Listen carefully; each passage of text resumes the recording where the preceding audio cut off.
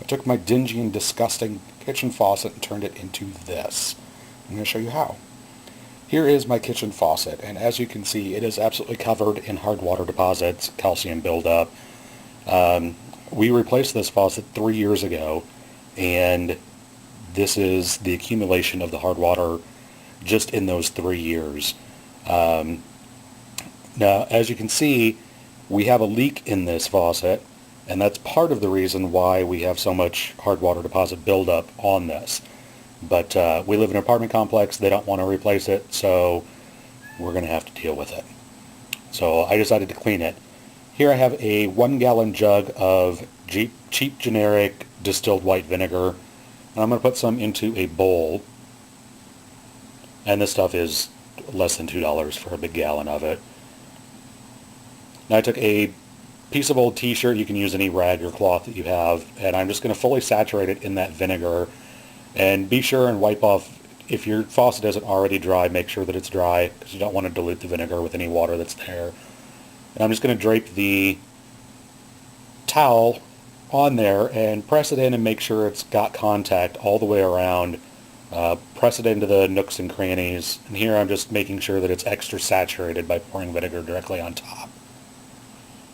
Then I let it sit for an hour, and I took that rag off and put it back into the vinegar to let soak.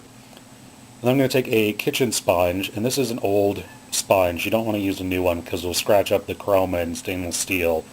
You want one that the Brillo pad, the green part, is kind of worn and soft.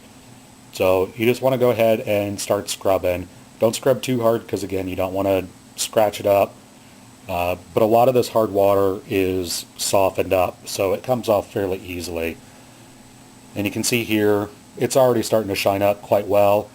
Around the neck of the faucet right there, it is really built up. So we're going to have to give it a second go, which you'll see here in a minute. But just keep scrubbing it. Eventually it will all come up and come clean. Here it is after the first scrubbing.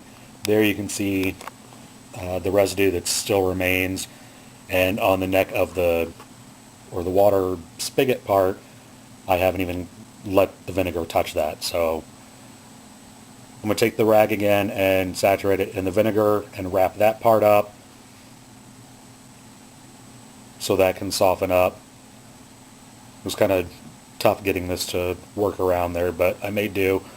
Again, pour vinegar onto the rag to make it fully saturated.